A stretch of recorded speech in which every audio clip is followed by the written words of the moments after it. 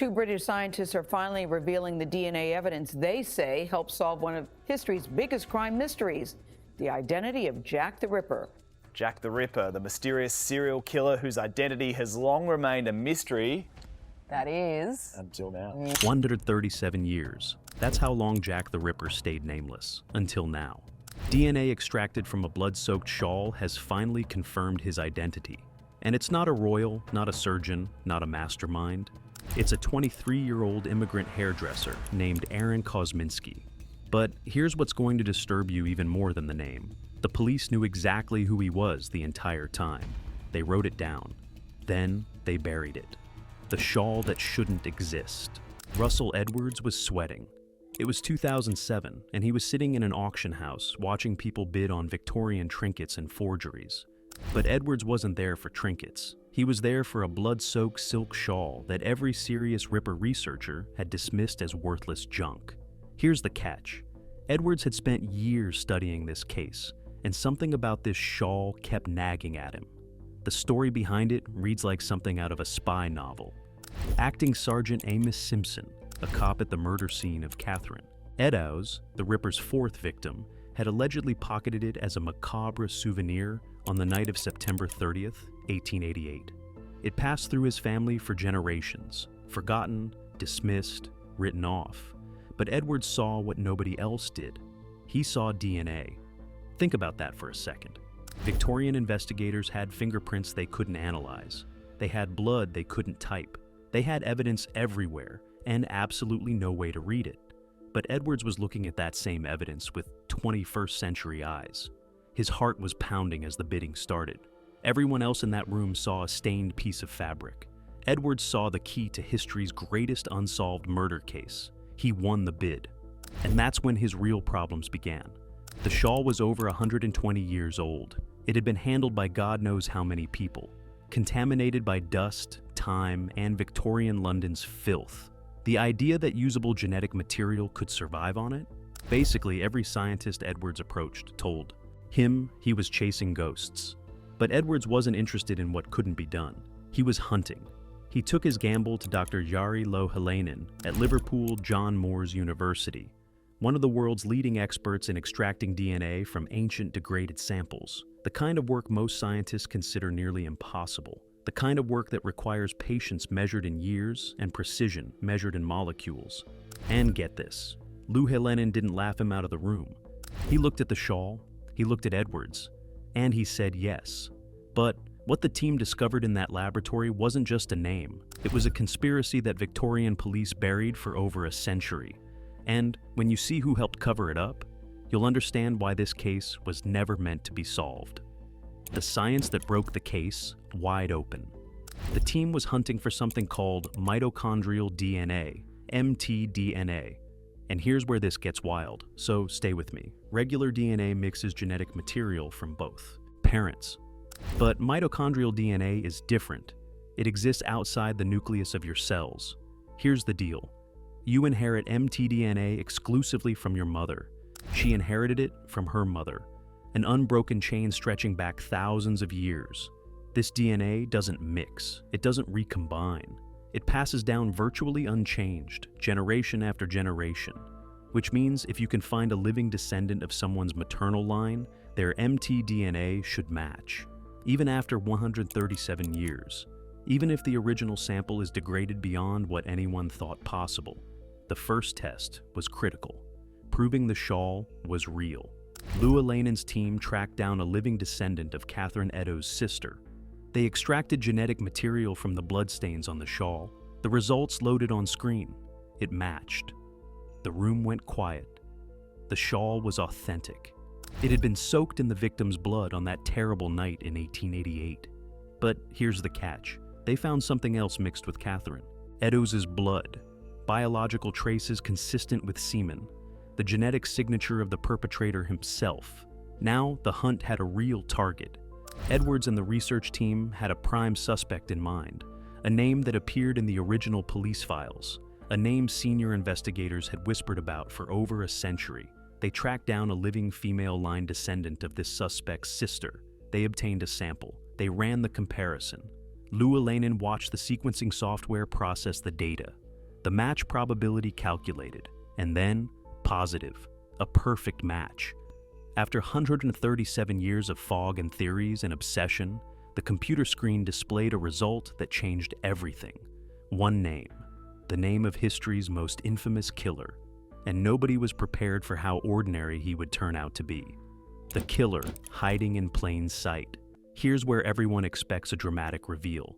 They expect Jack the Ripper to be someone famous, a brilliant surgeon, a deranged aristocrat, Queen Victoria's own grandson, Freemasons orchestrating elaborate cover-ups.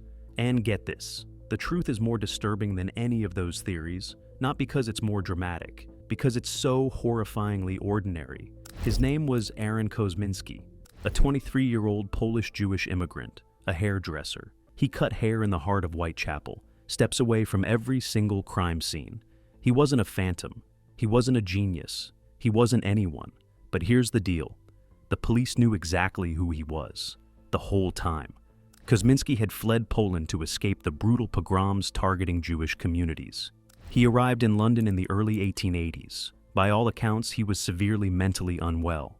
Modern psychiatrists looked at the historical records, and their diagnosis was chilling. Paranoid schizophrenia. He heard voices. He had violent outbursts.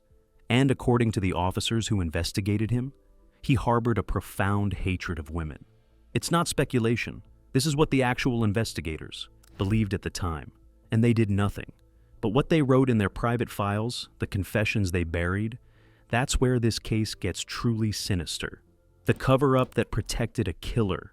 While newspapers whipped the public into a frenzy over theatrical letters, senior officers were quietly building their own list of suspects.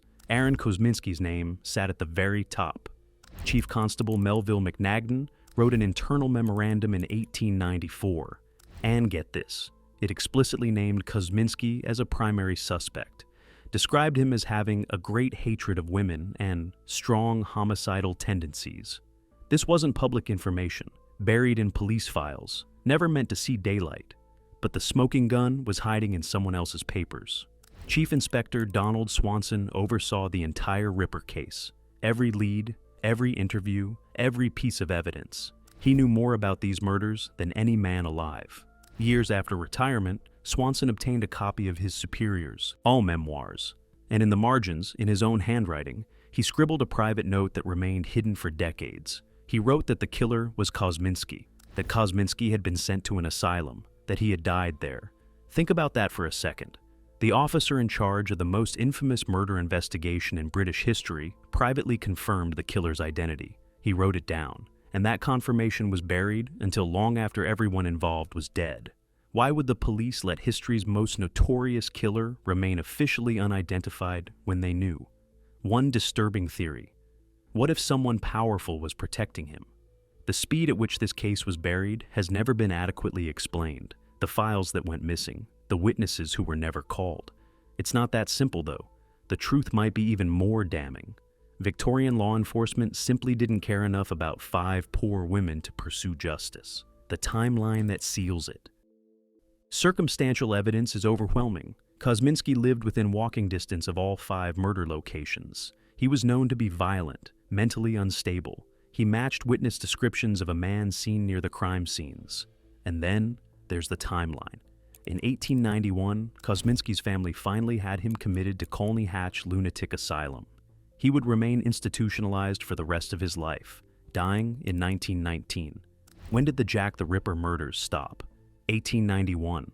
The exact moment Aaron Kosminsky was removed from the streets of Whitechapel. The DNA evidence, the police testimony, the geographic profile, the psychiatric history, the timeline.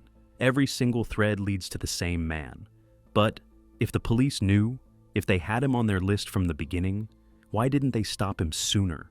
The answer reveals something ugly about Victorian justice, and it starts with understanding the hell these women were trying to survive. The fog that swallowed everything.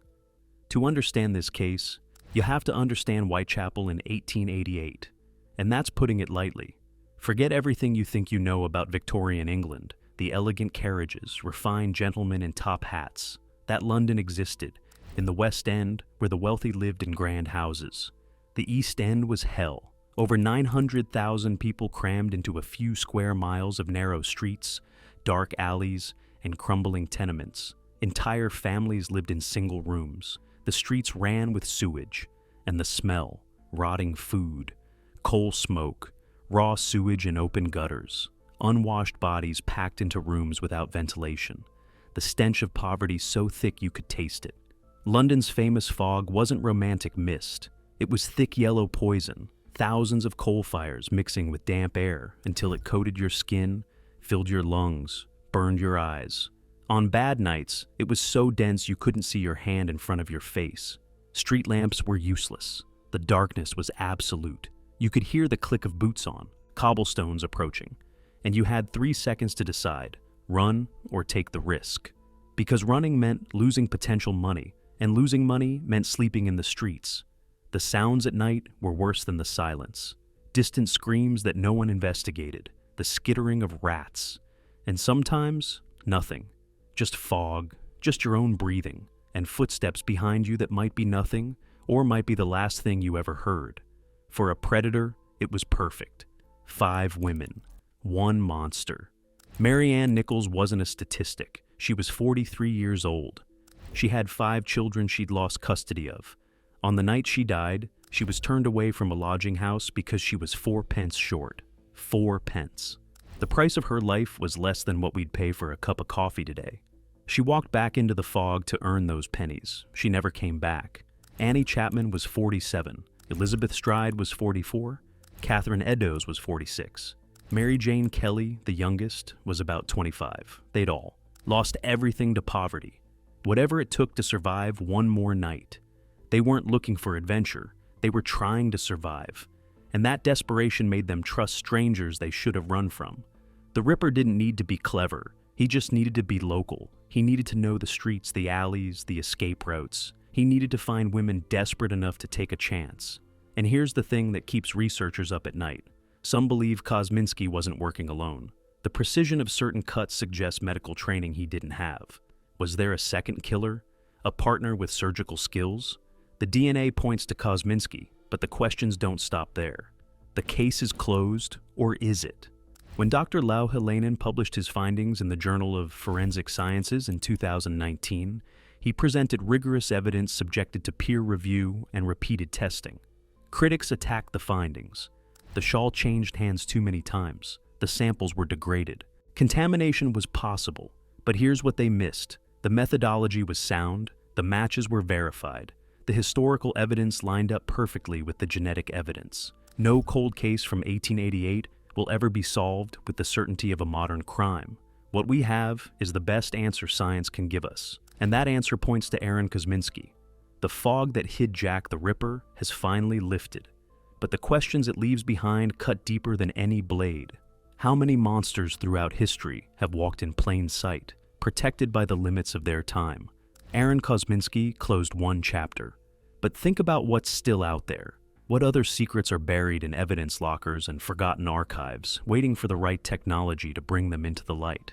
And perhaps the most unsettling question, if Victorian police knew who the Ripper was and couldn't stop him, what does that tell us about the killers walking among us today? So, do you believe science has finally closed the Ripper case?